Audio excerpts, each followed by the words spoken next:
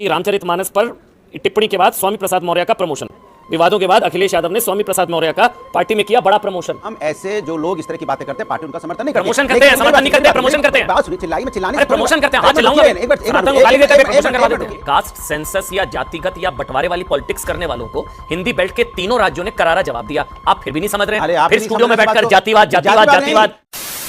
Hello नमस्कार दोस्तों, channel पे आप सभी का एक बार फिर से स्वागत है। दोस्तों, बीजेपी की जीत के बाद सारी पार्टियां अब राहुल गांधी और कांग्रेस को ही जिम्मेदार ठहरा रही हैं और अच्छे से उनकी बखिया उधेड़ रही हैं, पर अपने बारे में भूल रही हैं। इसी पर आज की डिबेट होने वाली है अमन चोपड़ा और सपा प्रवक्ता अनुराग भदौरिया के बीच में। दरअसल अनुराग भदौरिया कांग्रेस की कमियां निकाल रहे हैं, यहीं अमन चोपड़ा ने उनसे कुछ उनकी पार्टी के इंटरनल सनातन पर सवाल पूछ लिए तो वो बिफर गए। डिबेट वीडियो बहुत ही देखने लायक और इंटरेस्टिंग होने वाली है। आपसे रिक्वेस्ट है डिबेट वीडियो पूरी देखें। चैनल पर नए हैं तो चैनल को सब्सक्राइब कर लें और यार वीडियो को एक लाइक तो ज़रूर दे दें। तो पहले वीडियो में चलते हैं।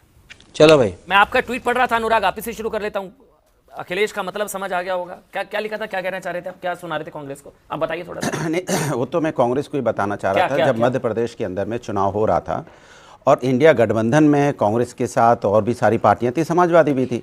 समाजवादी चूंकि हमेशा से 2003 में समाजवादी वहाँ 12 सीटें जीती थी, उसके पहले 8 सीटें जीती थी, तो लगातार समाजवादी पार्टी का संगठन और समाजवादी पार्टी मध्य प्रदेश में मजबूत है। तो हम जो सीटें मांग रहे थे कि चलो मिलके लड़ते हैं, भारतीय जनता पार्टी को हराना है, भारतीय जनता पार्टी को सत्ता से हटाना है, तो कांग्रेस के नेता कमलनाथ जी को शायद ये पसंद ही नहीं है कि वहाँ से भारतीय जनता पार्टी की सत्ता को हटाने के उनकी मंशा ही नहीं समझ में आई। अगर उनकी मंशा होती तो शायद हमारे साथ मिलकर लड़ते। तब उनको ये जिस तरह के शब्दों का, जिस तरह का उन्होंने समाजवादी पार्टी को सीट देने से मना किया, तो मैंने वही उनको बताया कि कमलनाथ जी को शायद अभी समझ में आ गया होगा कि अखिलेश यादव जी कौन है। अच्छा, मतलब आप जीतते तो, अगर आप साथ में लड़ते तो आप मध्य प्रदेश जिता देते कांग्रेस को, आप ये कह रहे हैं? बिल्कुल। समाजवादी पार्टी कितनी सीटों पे लड़ रहे थे? बात सीट की नहीं होती। चलिए 5 सवाल तो पूरा होने 71 सीटों पे 71 सीटों। एक मिनट, जो सीटें कितनी मांग रहे थे आप? हमने सीटें उनसे बोली थी मुझे आप 8-10 सीटें दे दो। ठीक है, आप एक मिनट अब शांत रहिए। 8-10 आपको मिल गई तो ये 66 की 76 हो जाती शायद। तो आप कहां से जिता दे? आपके साथ लड़ने ना लड़ने से कुछ फर्क पड़ता? 150 सीटें होती, चूंकि सभी लोग प्रचार में होते, सभी समाजवादी संगठन, समाजवादी पार्टी के लोग, चूंकि समाजवादी पार्टी जमीन पे है, वो जमीन पे काम करती है। तो जब कैसा लगा मेरा मजाक?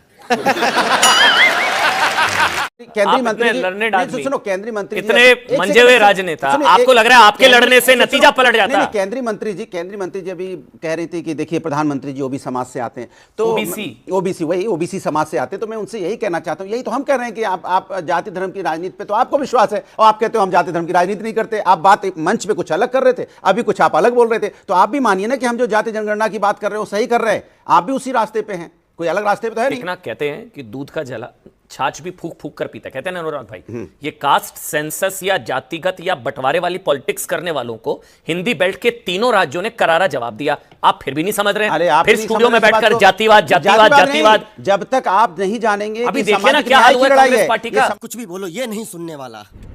रिसर्च कर रहा था तो ये अनुराग भाई के लिए है कि हम लोग ऐसे नेताओं के खिलाफ है ना। ये हेडलाइन पढ़िए कि रामचरितमानस पर टिप्पणी के बाद स्वामी प्रसाद मौर्य का प्रमोशन।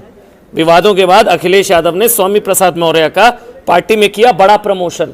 अनुराग भाई, मैं बोलूं, देखिए हम सनातन को गाली देते हैं, आप प्रमोशन कर देते हैं। हमने पहले भी बोला और फिर बोलते हैं, और लगातार पार्टी ने भी बोला है कि हम ऐसे जो लोग इस तरह की बातें करते हैं पार्टी उनका समर्थन नहीं करती। प्रमोशन करते हैं, समर्थन नहीं करते, प्रमोशन करते हैं। बात सुनिए, चिल्लाई में चिल्लाने से प्रमोशन करते हैं। हां चलाऊंगा, एक बार सनातन को गाली देते हैं, प्रमोशन करवा देते हैं। एक मिनट रुकिए, क्या बनाया था उनको बताऊं मैं आपको? ये बताइए, भारतीय जनता पार्टी, सुनिए ना, भारतीय जनता पार्टी नाथूराम गॉडसे को राष्ट्रभक्त बनने वाले को क्या बताती है, या महात्मा गांधी जो राष्ट्रपिता जिनको हम बोलते हैं उनके हत्यारे को क्या बताती है? आप बता दीजिए। मैं आपसे पूछना चाहता हूं, इस देश के अंदर में अगर कोई नफरत की राजनीति करता है तो भारतीय जनता पार्टी करती है। इसलिए स्वामी प्रसाद मौर्य ने आपको बोला मैं खंडन करता हूं, लेकिन भारतीय जनता पार्टी कभी खंडन नहीं करती है। भारतीय जनता पार्टी कभी नफरत की राजनीति को खंडन नहीं करती है। मैंने हमेशा बोला समाज के अंदर में नफरत की राजनीति बंद होनी चाहिए, विकास की राजनीति होनी चाहिए। मंच से विकास की बात करते हैं लेकिन आप विकास करते नहीं हो, ये दिक्कत की बात है। इसलिए मैं बार बार कहना चाहता हूं, जनता आपको मैंडेट देती है। एक बार आपसे अनुराग भाई,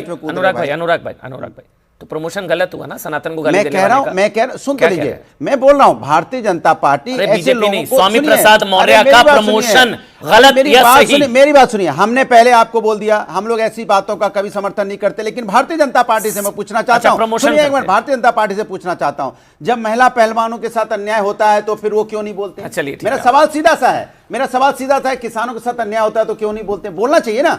ये ऐसा नहीं होगा अजय कि भाई, आप जनता जवाब आपको दे दीजिए। चुनेगी, ठीक। जनता आपको मैंडेट मुझे देगी ब्रेक और पर जाना है। जनता को आप कुछ नहीं दोगे, ये भी ठीक नहीं है। चलिए अजय भाई, आप जवाब दे दीजिए, क्योंकि प्रमोशन हुआ था स्वामी प्रसाद मौर्य का, तो मैंने तो सामने निकाल दिया। स्वामी प्रसाद मौर्य का प्रमोशन दिया गया था जब देखिए, आज उन्होंने भी- रामचरितमानस को गाली दी थी, नफरती ग्रंथ बताया था, प्रमोशन किया था। बहरहाल चलिए आप बोल लीजिए अजय भाई। देखिए, अंधे को आप हाथ पकड़ के रोड रास्ता पार करवा सकते हैं, लेकिन जो आंख खोल के जबरदस्ती का अंधा बना हुआ हो उसको लिए क्या करेंगे? जब विकास की बात अभी भी ये कह रहे हैं हमने कुछ नहीं किया किसानों के लिए, हमने इसके लिए कुछ नहीं किया। अरे भैया, बीच में मत बोलिए ना, बीच में क्यों बोलते हैं अनुराग जी? वोट देती है, बीच में क्यों बोल रहे हैं भाई? नफरत मैं की आपके राजनीति बीच में नहीं बोल रहा था इतना, अरे बीच में क्यों बोल उसको रहे हैं? अमन भाई, ऐसे पाले debate बैठे थोड़ी हो ना आप? होती है। अरे इनकी आदत है हिंदुस्तान बीच में को बोलने की। आपस में क्यों ऐसी ये बातें बीच करते में हो? बोलेंगे, आप- क्यों आप बीच में बोल रहे हो? हिंदुस्तान सुन लो ना सब- भाई। हम सब हिंदुस्तानी हैं, आप थोड़ा उनके बारे में भी सोचो। आप सुनते क्यों नहीं? आपको सुनने की नहीं बीमारी है, यही दिक्कत है। वन अनुराग भाई, साइडेड वो आपके बीच में एक शब्द नहीं बोले हैं, ऐसे अपना अच्छा बोलिए, नहीं आप लगता सुन लो भी लो। वो आपके बीच में एक शब्द नहीं बोले। आप सीनियर आदमी हैं अनुराग भाई, ऐसे करते हैं आप, बीच में मत बोलिएगा। अरे बोलिए कमरुल जमा आप। भी बैठे हैं शांति से, युवराज भी बैठे हैं, बोलिए आप। अजय, अब सब एक एक करके बोलेंगे। मैं ये कह रहा हूँ, मैं सिंपल कह रहा हूँ कि खुली आंखों वाले जो अंधे बन जाते हैं उनका आप क्या करिएगा?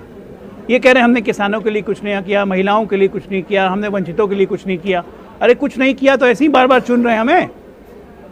अब बार बार चुन रहे हैं, कोई एक बार नहीं, बार बार चुन रहे हैं। 2-4 चुनाव से आप हार रहे हैं यूपी में। $1 ट्रिलियन की कभी आपको विजन नहीं था। योगी जी के लगता भाषण आपने विधानसभा में नहीं सुना, सामने आपके अखिलेश यादव बैठे हुए थे। क्यों नहीं सोचा आपने ये $1 ट्रिलियन बनाया जरा इकोनॉमी को? वो तो आपसे कभी नहीं हुआ। और एक बात मैं बताता हूँ, ये जो धार्मिक तुष्टिकरण है ना, कांग्रेस आज क्यों जीती है टीआरएस वहाँ पे तेलंगाना में? अमन भाई जरा सोचिएगा, इसका विश्लेषण करिएगा जरा बैठ के, हम लोग तो कर रहे हैं। और जो पहला विश्लेषण सामने आया है कि जो मुसलमानों का वोट है 100% बीआरएस को छोड़ के कांग्रेस में शिफ्ट हो गया। ये कर्नाटका फिनोमिना हुआ है, तो कांग्रेस ने तो फिर प्रूफ किया कि वो मुसलमानों की पार्टी है। वो इस तुष्टिकरण के रेस में बीआरएस को उन्होंने हरा दिया। अब ये समाजवादी पार्टी के लिए यूपी में खतरे की घंटी है, क्योंकि अगर कांग्रेस के साथ अलायंस नहीं करेंगे तो मुसलमान आपको छोड़ के भाग जाएगा कांग्रेस के साथ। अब अपनी सोचिए, क्योंकि अपीजमेंट की लड़ाई में और रेस में कांग्रेस सबसे आगे निकल रही है। पहले भी कांग्रेस नंबर 1 थी तुष्टिकरण में, आज भी है और आगे भी रहेगी, नंबर 1 है कांग्रेस। तो ये घंटी बजी है इंडी अलायंस में, लालू यादव में घंटी बजी होगी कि अगर कांग्रेस को नहीं देंगे 10-12 सीट, अगर छोड़ दिया तो मुसलमान हमको छोड़ के भागेगा। ये पैन इंडिया फिनोमिना होने जा रहा है। ये चिंता की घंटी आप लोग के लिए, क्षेत्रीय दलों के लिए, ये भाजपा के लिए घंटी नहीं है। दोस्तों, ये जितने भी जाति धर्म वाले और खास करके सनातन हिंदू को बांटने, हिंदुओं को जातियों में बांट कर रखने वाले थे, ये जो 3 चुनाव हैं, ये जो 3 राज्य के चुनाव हैं, ये इनके मुंह पर एक करारा तमाचा है। आपको वीडियो कैसी लगी? वीडियो कंटेंट अच्छा लगा हो तो वीडियो को लाइक कर देना, चैनल पर बने रहना, चैनल को सब्सक्राइब कर देना। फिर मिलते हैं एक और डिबेट वीडियो कंटेंट क्लिप के साथ। तब तक के लिए जय हिंद, वंदे मातरम, जय श्री राम।